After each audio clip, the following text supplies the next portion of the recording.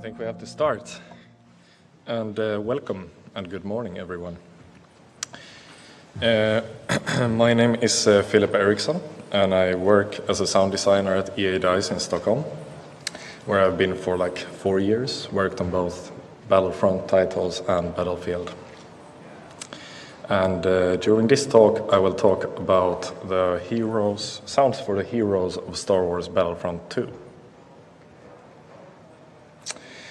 And these are the topics that I will cover during this presentation. I will talk about the sound design direction that we had for this game.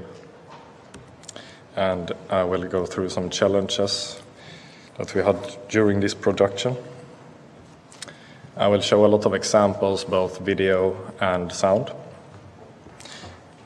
And I will go into detail, showing you the systems that I made to create these sounds and play them in the game. But first, let's look at some real gameplay video stuff that contains a lot of different abilities, heroes, and action. Enjoy!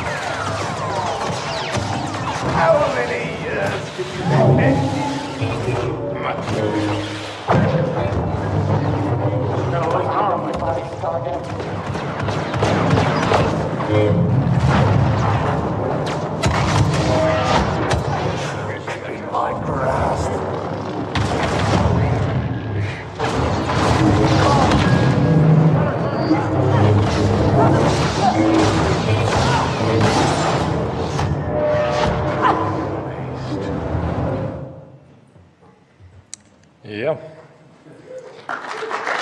Thank you.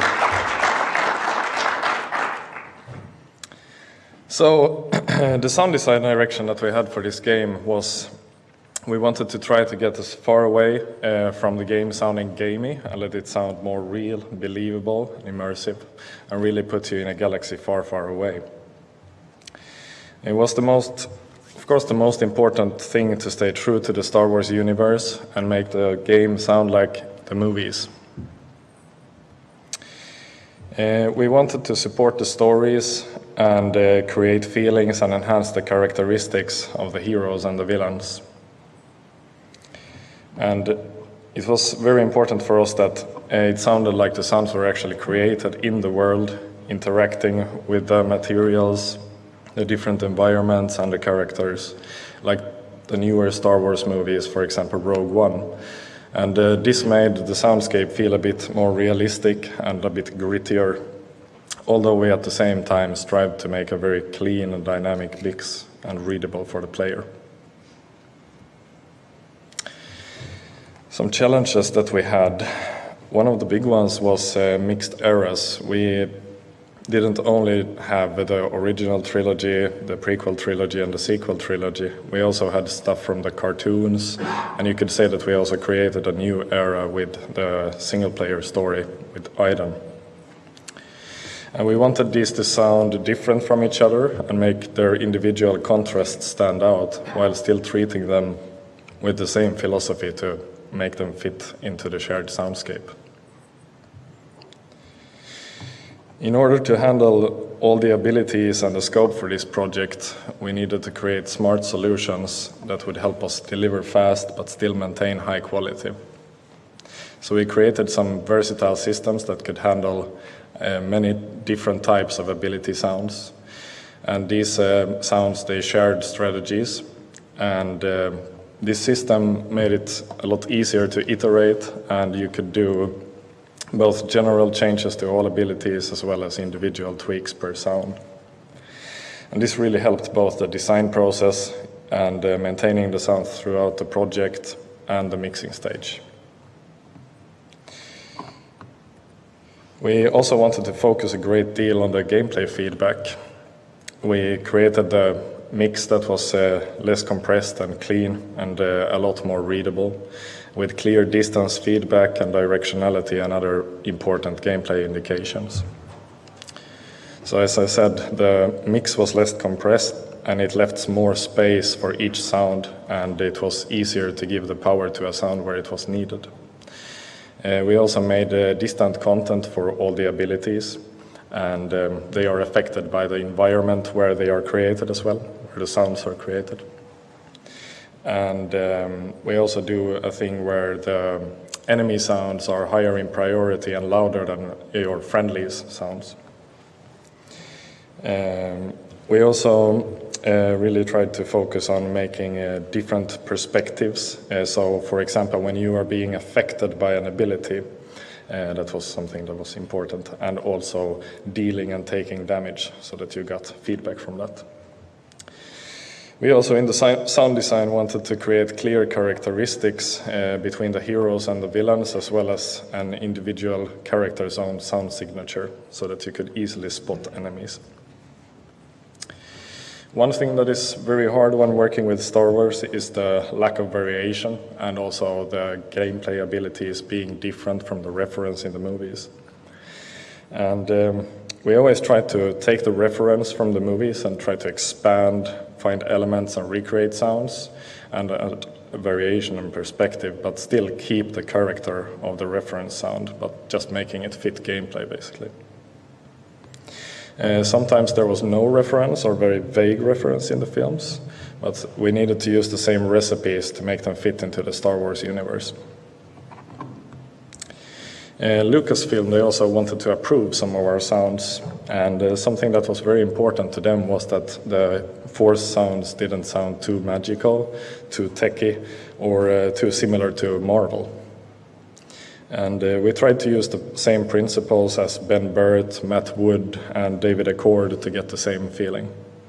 And the direction from Lucasfilm was often less is more, or the more believable it was, the better they thought it was. In the game as well, sometimes the abilities had very little visual feedback, so and visual representation of an ability could just be an animation with a hand being lifted up in the air, like Darth Vader's Force choke, for example. But it's still, the sound still needed to provide a diffuse but yet expected sound. So let's move on to the examples, and I will give 3 examples. I will start with KYLO Ren and his ability Force Freeze. And for this example, I used almost exclusively the sound effects from the movie stems, and he's from the sequel trilogy. Next up is Darth Maul from the prequel trilogy, and his ability Force Push, which had a clear reference, but I needed to make a hybrid with new sounds. And last but not least, Luke Skywalker and Force Repulse. And this had never been shown in any movie, so I had to come up with a completely new sound, but it still needed to sound original trilogy. I will show you a few scenes from The Force Awakens with KYLO Ren's Force Freeze. So yeah, KYLO Ren and his ability Force Freeze, which surprisingly freezes the opponent for a duration of time, which made this a looping ability. It could differ in time. And as you saw, this ability had very clear reference from various scenes in The Force Awakens. And I could base my sound almost entirely on the sounds from the movie stems and the sounds that Lucas or Skywalker Sound provided me with. Just a gentle massage to make them fit better into the game, and some added elements for different perspectives and added variation. So when I started working on a new hero for this game, I always just wrote down a few words as a sound design direction for myself, mainly. And For this character, I think Kylo Ren is, of course, evil, but he's still afraid as well. The sounds that David Accord made for him for the movie they have a musical tone to them. They sound modern, but also very distorted. So I started with extracting the sounds from the movie stems, and I was quickly able to just make a loop out of the sounds. And I decided to split this looping sound into a noise layer and a tonal layer. And I will play you an example, and then I will tell you why I did this. So the first sound you will hear is the reference from the film, and then my split loops.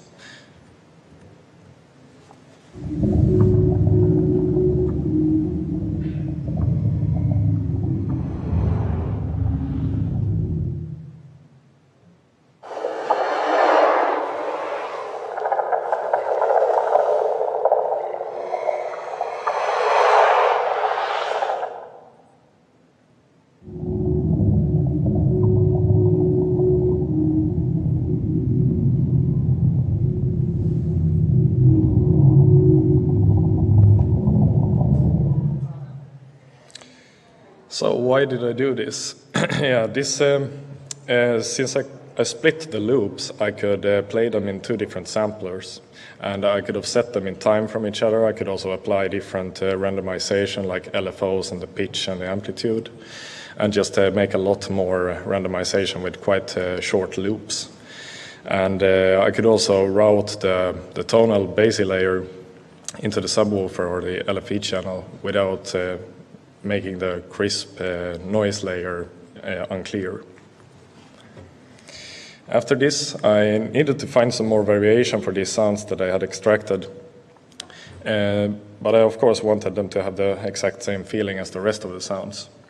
And especially for the affected perspective, I needed to add some sounds. So I started searching, and I found this boomy cannon sound that had the same kind of tonality and very nice tone to it. And I also did some sound effects recordings myself. I bought this huge party balloon, and I took my LS100 Olympus recorder, handy recorder, and I just pushed the membranes straight into the balloon and then ripped it away. And this made a really nice ripping sound. And I just added some distortion on that, and then it sounded quite a lot like Kylo Ren. I will play those two examples as well.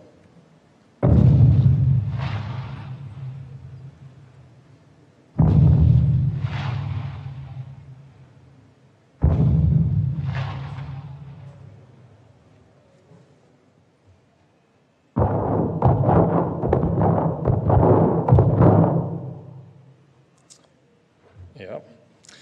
And after this, I basically just categorized the sounds that I had for the different perspectives and the different things that I needed to provide for Kylo Ren's close perspective, the distant perspective, and also when you are being affected by the ability.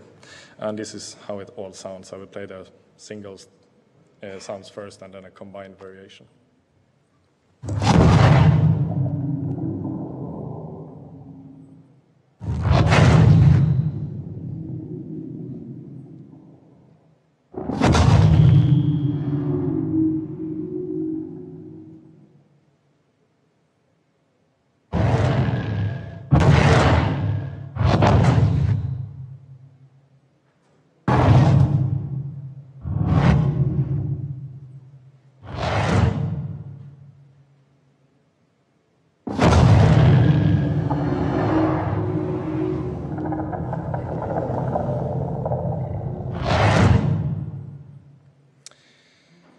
And now let's look at it in game, because it doesn't matter if it sounds good as a single sound, it needs to be in the mix and it needs to fit there.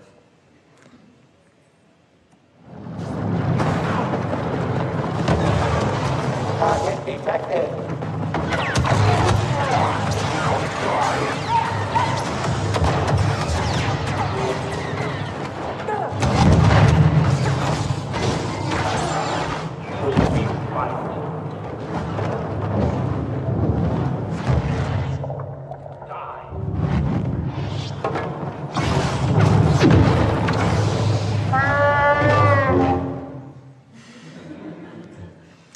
So, the next example is Darth Maul, and I will start with showing a clip from The Phantom Menace.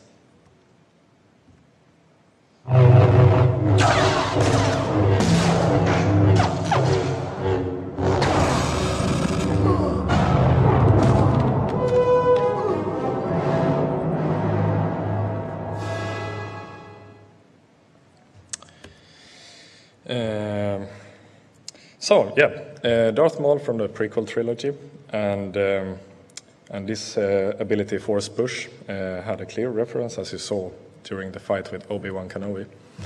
But I wasn't really able to use this sound for the game because the gameplay ability was quite different. So I needed to make a hybrid that hopefully worked equally well. And again, I started with the sound design direction. And to me, this character is angry, fast, silent, he doesn't speak a lot, he's furious and lethal. So I took the reference sound and sort of analyzed it, and I found out that it's a soft kind of explosion with a lot of flanger on it.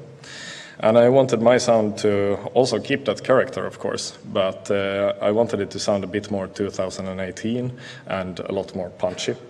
So what I did is I created some new explosions with flanger on them. And I will play the reference sound and then my new explosions.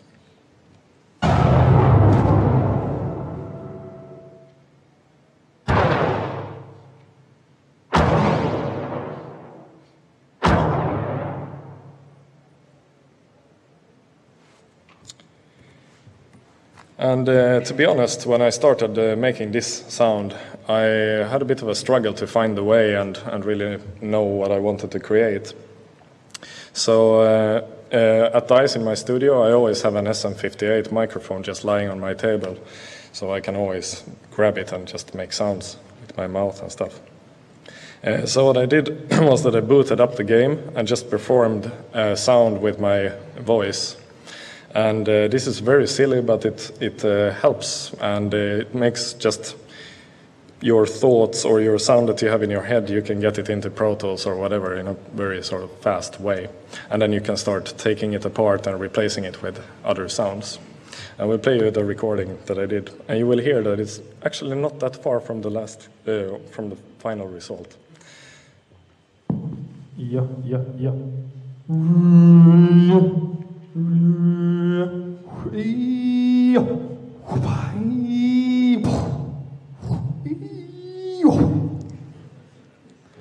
Very silly. So after this, I started thinking about what kinds of sounds that I could use to replace this, and some evil sounds I wanted to create. And one of the most evil sounding things, I think, is feedback. It sounds super, scary. So I recorded some feedback basically in my room, and then I also wanted to add some more sort of prequel-y tone to it. So I got some synth sounds that Ben Minto had made, and it added some raw power to it and the prequel character that I wanted. And this sound is basically very simple. It's the flange explosions, the feedback, and the synth sound, and nothing too fancy, no fancy plugins and anything. And this could easily have been done by Ben Burt very early. And I will play you the feedback recording and then some of the synth, and then those two combined as well.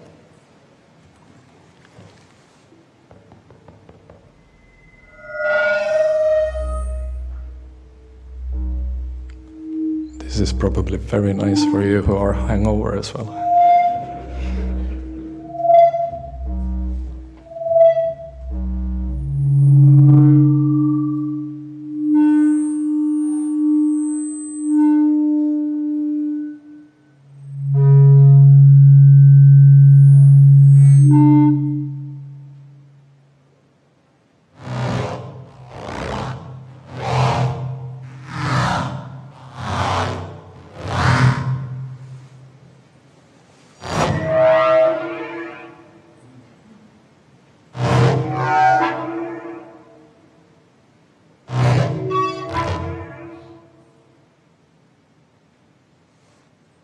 Yeah. And now let's listen to the whole sound with the flanger explosion as well, and the distant variation.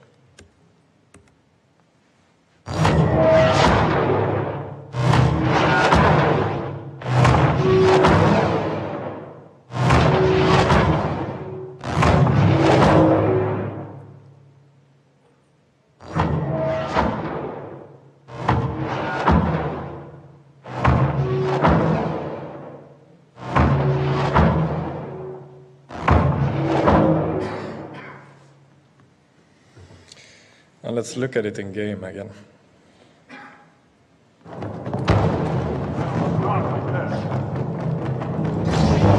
This is Point CCP for Darth Vader.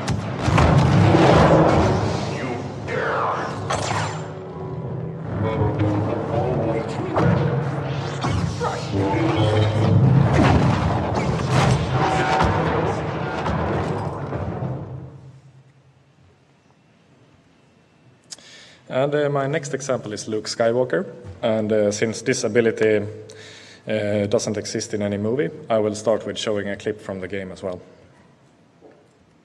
We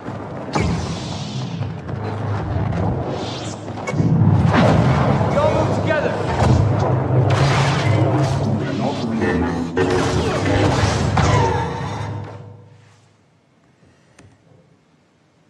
So, Luke Skywalker and the Force Repulse.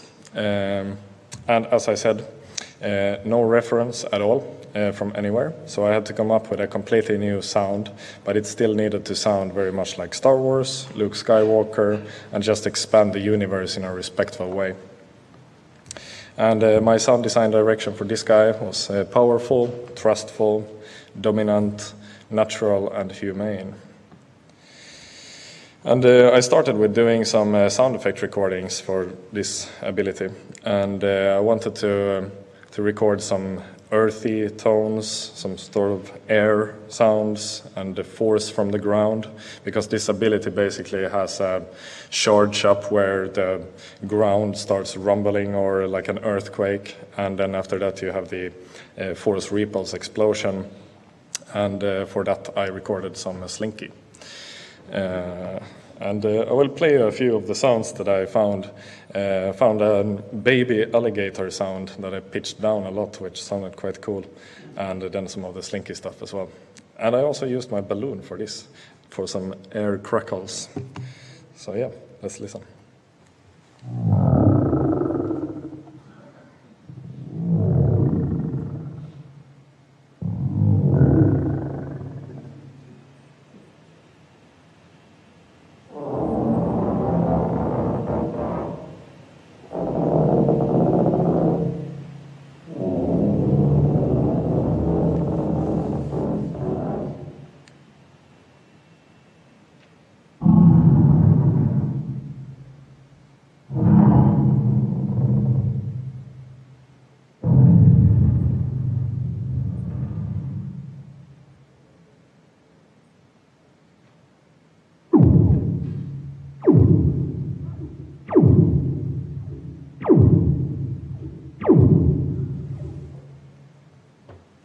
So that was my start. And I had to create a lot of content for this ability, because I had the charge up, or the sort of force from the ground sound, as a separate one-shot, and then the force explosion as one. And I needed to create first close and distant perspectives for these sounds, and also they were quite modular in game. So for example, if you were outside you got debris effects and stuff like that. If you were inside you didn't get that, so I needed to provide the sound that fit with the VFX and the visuals in the game. So I will just play all the content that I made for this ability with the earthquakey stuff and then the force repulse explosion.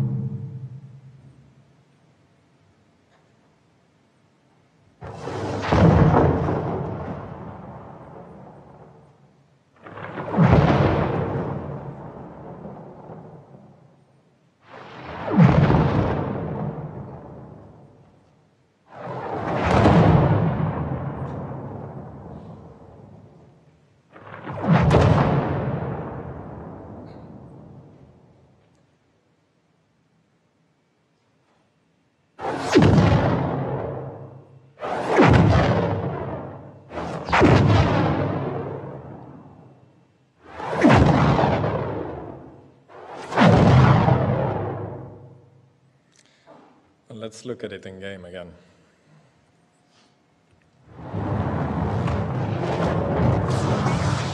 Step aside! She's come to stop you. So, we'll do a quick conclusion on just the sound design part, but then I will talk about the systems, so it's not done yet.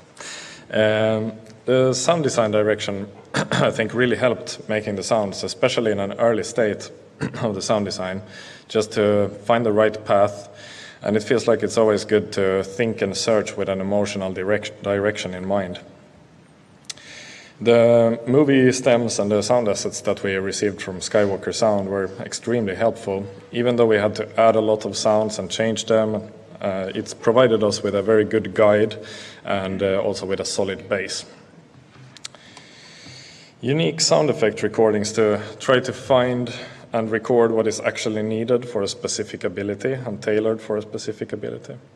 It's always nicer to record something that sounds Star Wars or sounds correct for the ability than trying to shape something into sounding correctly.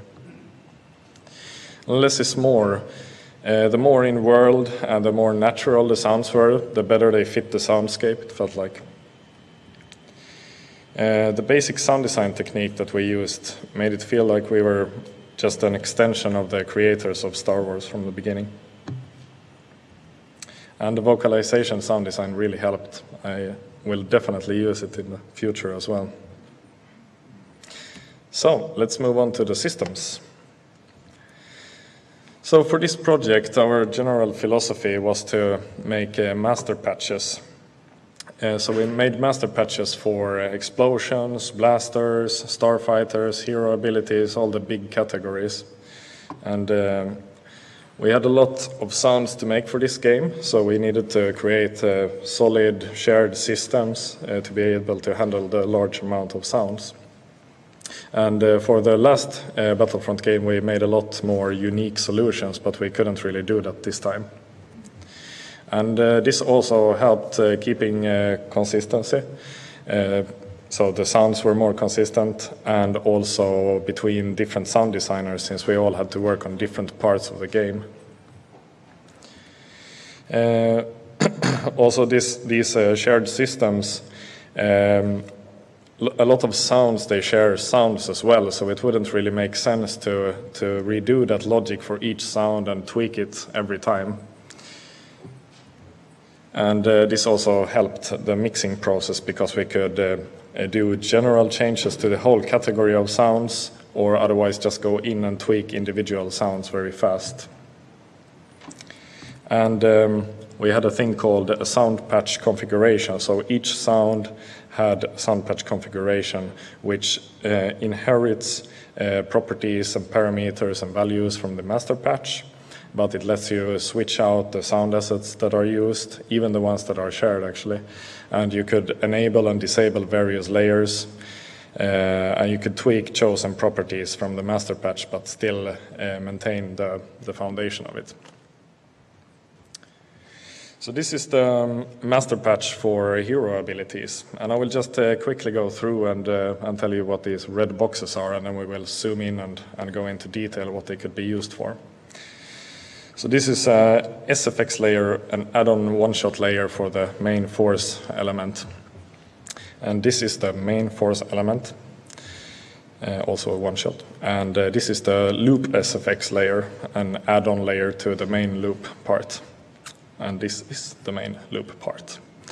This box handles reflections and this abilities. I've said that so many times. Debris, I meant. So let's zoom in on this box. And just quickly first, an explanation what it is that you're looking at. So these boxes here, we get a bunch of values from the game, triggers and stuff. We do logic, processing, math to modulate the amplitude and the pitch. And then we send that into the sampler, or a sound player basically. And the math and the logic that we have before it will make the sampler play the sound in a certain way. So, with that, this layer, I generally just added to give some gameplay feedback. And in this example, I used it for the force choke ability. So when Darth Vader catches someone in his grip, then I play a one-shot sound, and it could sound like this.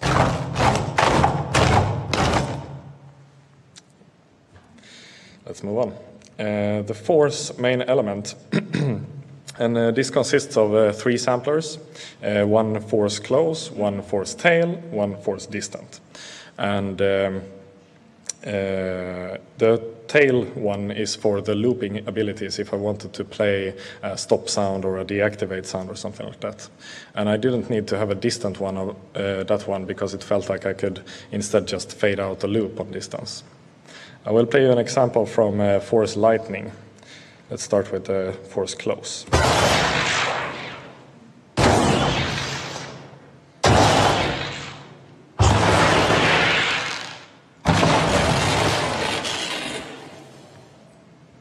And then the tail sound, or the stop, deactivate.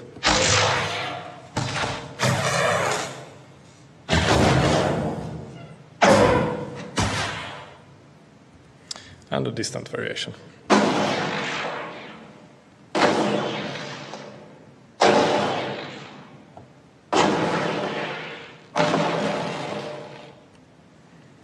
Cool. So the loop SFX layer. This was very neat because I could just add an element but keep the main loop quite like as a foundation. I could also do stuff like fade in over time, pitch over time, increase the pitch, for example, which I did for the force choke ability as well. So if you're caught in a grip, I will slowly fade in the loop with the bone crackling, and also increase the pitch slightly so that it becomes a bit nastier. And it could sound like this.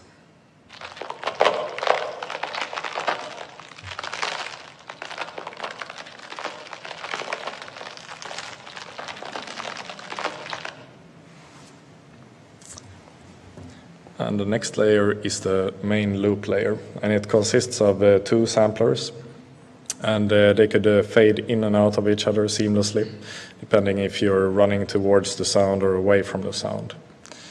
And the example that I will play here is an ability called Dark Aura, and I will start with the close one.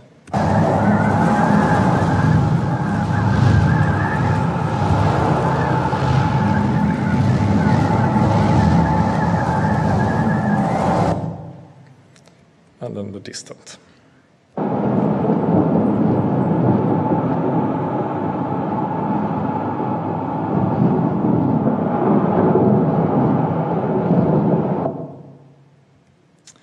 Let's move on to the reflections. A very important layer because this really makes it sound like it's coming from the world, and the sound is being created and reverberating through the environment. And these sounds were all shared amongst all the ability sounds, but I had the possibility to turn it off if I didn't need it. And we had 5 different area types for this game: field, forest, canyon/urban, indoor small, and indoor large. And I will play 2 samples per each area type.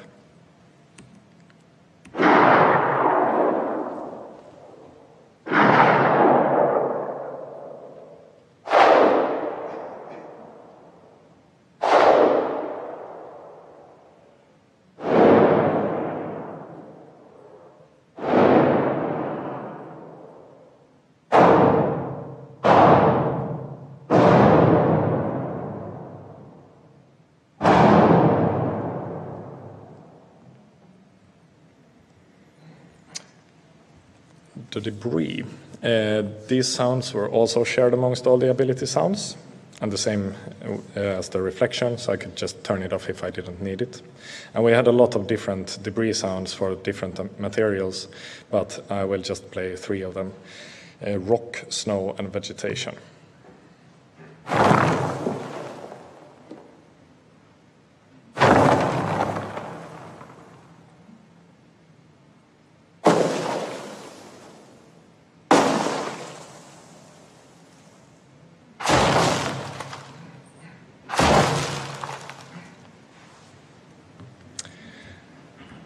Something that was also good with both these layers were that I could play them, for example, on the start sound. I could also play them on the activate or the tail sound, so I could use this for different abilities. So let's move on to the processing or the DSP. This box handles the LFE filtering, and this was a new approach for us.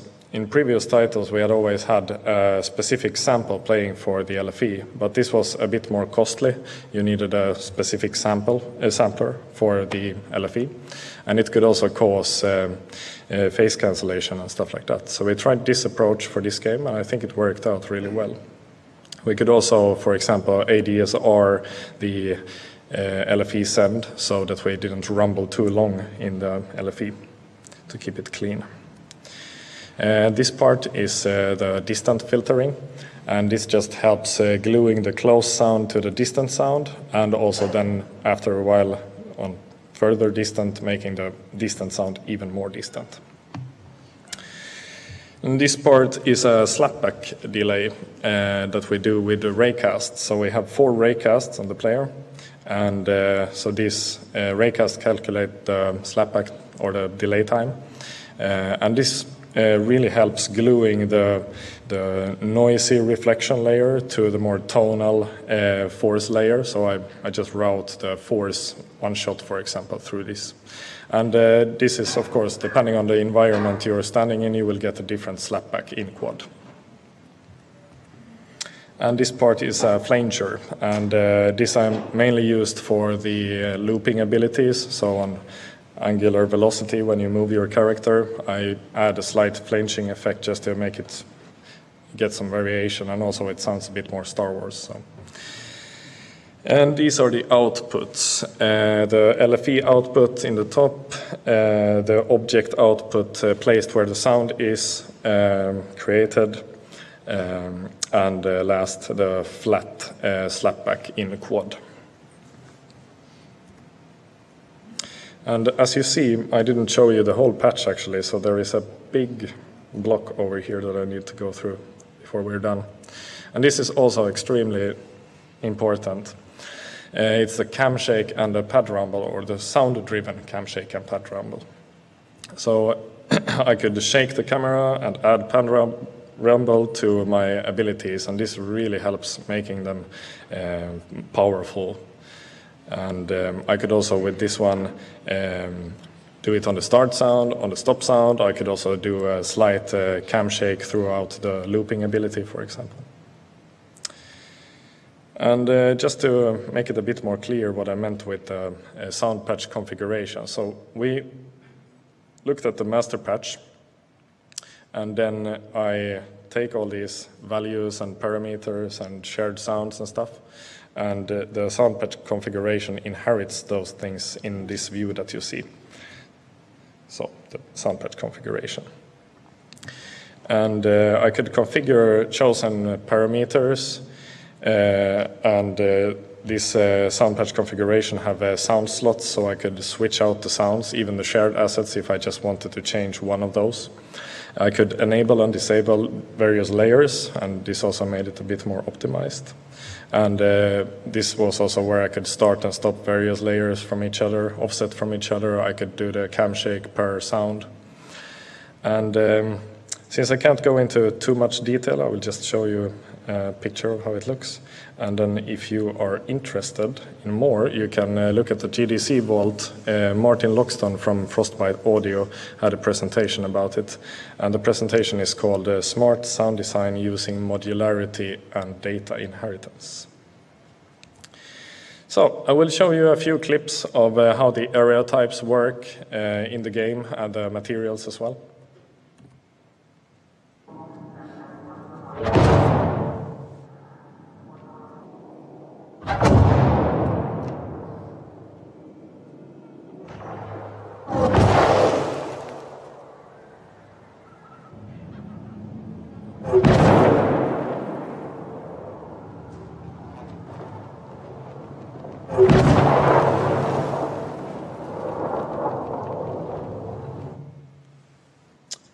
and another video with how we handle the distant processing and also if the sound is created indoor and you're outdoor, for example.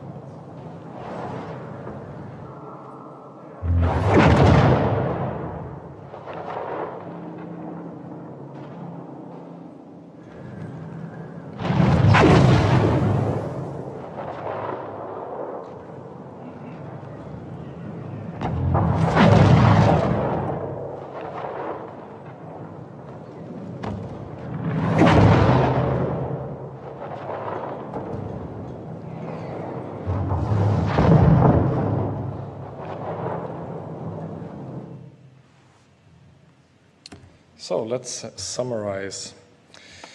For this game, we had a lot more heroes. You can see it was more than twice as many. And had to make around 180 wave files with around 5 to 10 variations, so it was a lot to create. And we wouldn't have been able to do this without the sound patch configuration and the shared systems. We also focused a lot more on the gameplay feedback and added content for distant sounds for the abilities and the affected perspective, as well as dealing and taking damage.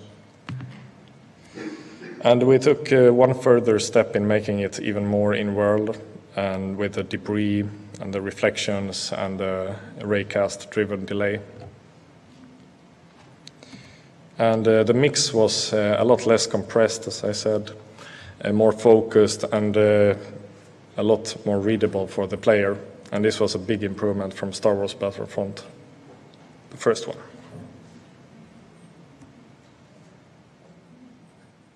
Questions you have?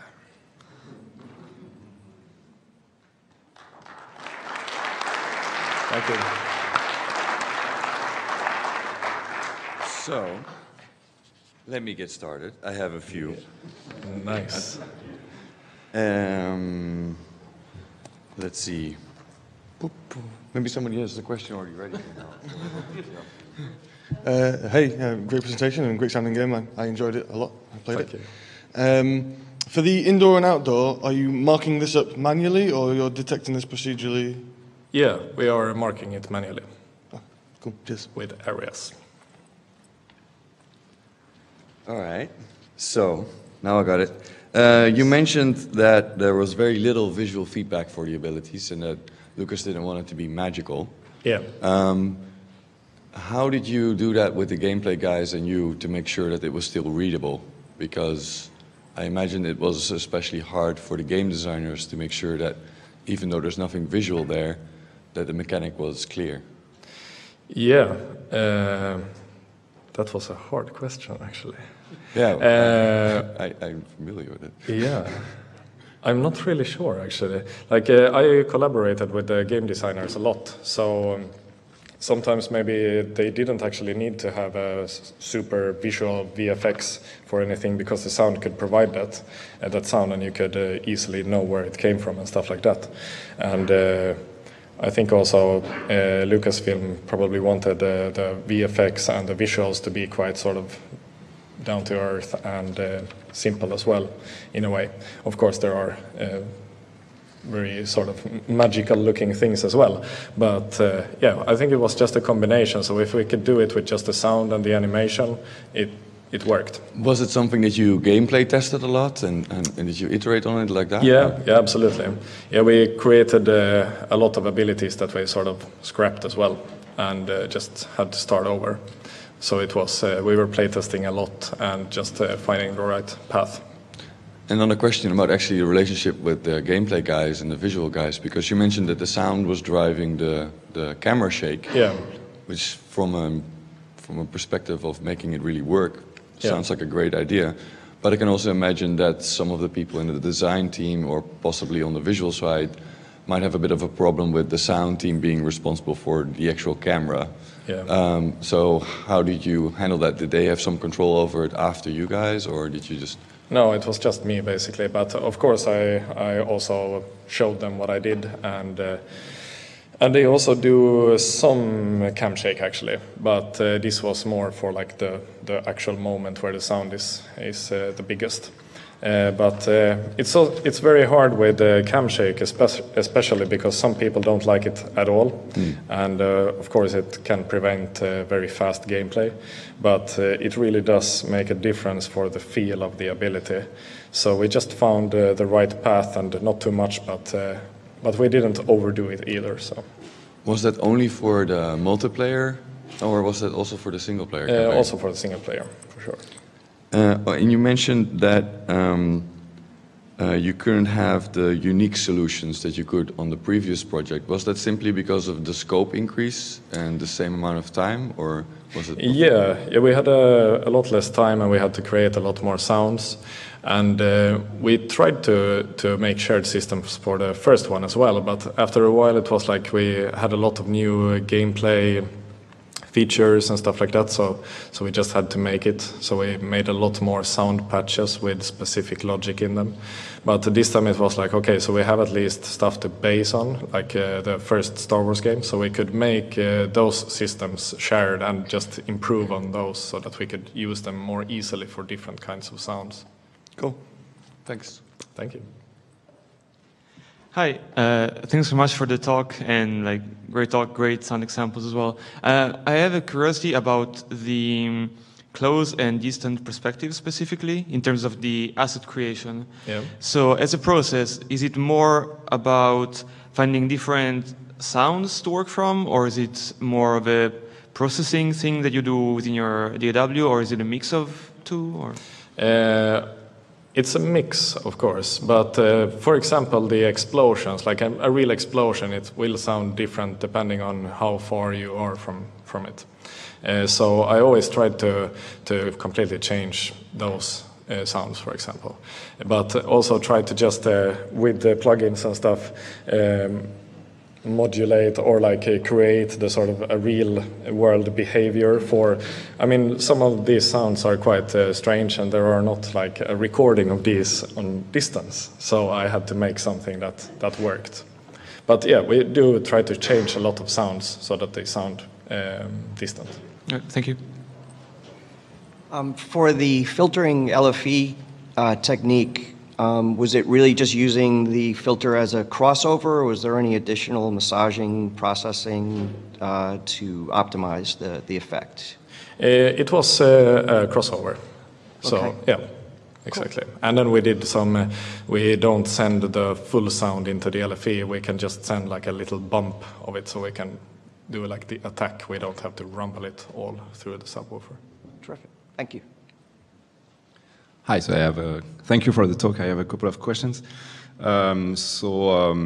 Additionally to the different samples for the different perspectives, did you add some real-time processing to the sounds? Like, do you add reverb in real time, or is it just like Yeah, we do add reverb, depending on the area that you're in, and then also the stuff that I showed with the DSP processing, like the filtering and the slapbacks and stuff like that. Okay. Yeah.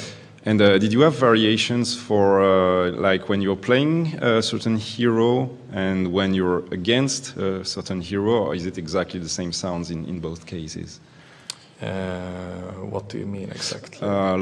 Is there a difference in the sounds you play when you're against a certain hero and when you play it, or is it exactly the same? It's the same, but when you're in third person, like you have the camera, you are the character, then I play certain sounds, or you most often, or you get the close perspective all the time, of course. But if you're an enemy or a friendly, and the hero runs around, you will get the different sounds all the time. So Okay, so the perspective makes the work for. Exactly.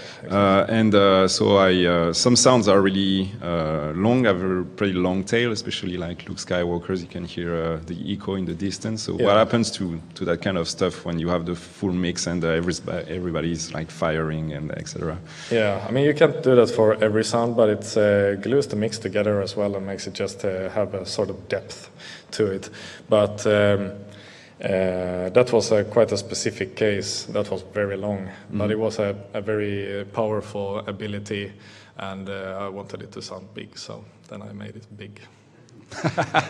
But we do sometimes as well, like if you have a tail in the sound, we can make the release time shorter, or like you make the tail shorter, for example, when you're indoors, so that you can add the indoor reflections on that instead of having the thunder tail, you know.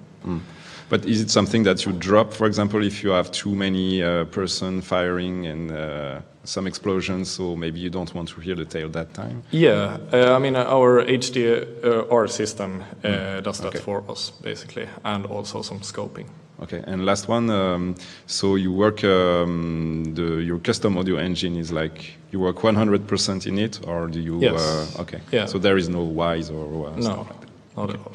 Okay, thank you. Thank you. Hello. Thank you very much for the talk. I'm wondering, because there's so many super, very natural locations, like you're on Hoth and there's the snow-covered canyon, or you're on Endor and there's all this foliage. What kind of recording was done to make those locations seem like they're real? Was there a lot of like field recording done, or? Yeah, absolutely, a lot. I always have my recorder with me, and I know that Ben Minto, he went to Iceland, for example, recorded the real mud pits for the first game, and also snow and stuff for Hoth. So we tried to go to the real locations. We also went to the Redwood Forest, but we also tried to base it on what Ben Burt and these other fantastic sound designers made. So we take their recordings and then we might change them, and put in new content so that it sounds a bit fresher maybe. But yeah, a lot of field recording. Cool, thank you. So two more questions. First, what was your memory budget, and how did you meet that using the swapping out sounds? Like, how dynamic was the loading and unloading? So the memory budget, I can't remember. It was big enough. And the second question, how big was your sound team, like both sound designers, audio programmers? It seems like maybe the sound designers here are doing a lot of like programming in the tool. Yeah, we were, I think we peaked on like 12 people from DICE, but then we collaborated with Motive and Criterion as well. And so I think in total, Rosa, how many were we? Like 25-ish? Yeah. Rosa is from Criterion. Cool, thank you. Yeah.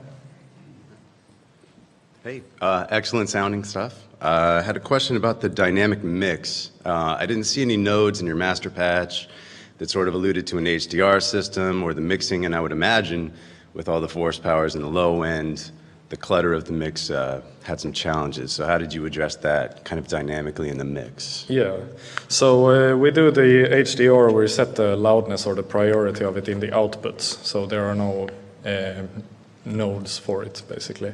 Gotcha. But yeah, we definitely needed the HDR to figure this out. And also in the game mode, Heroes versus Villains, there are a lot of sounds playing all the time. And they are, of course, quite huge as well, because you're all heroes. So yeah, it was a tough one.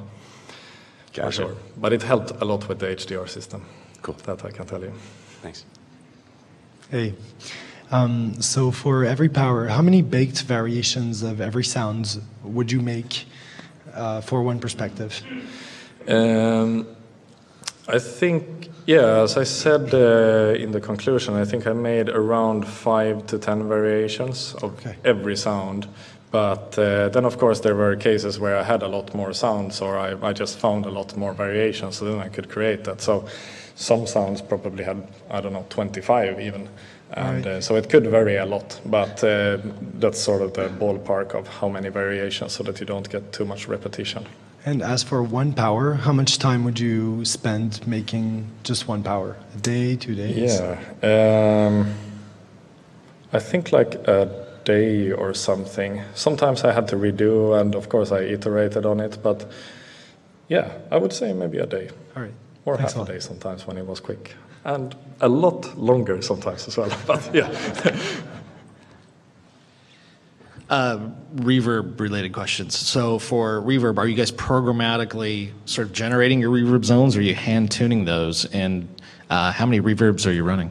We are hand-tuning all the areas, and then we can set an IR reverb to that specific area.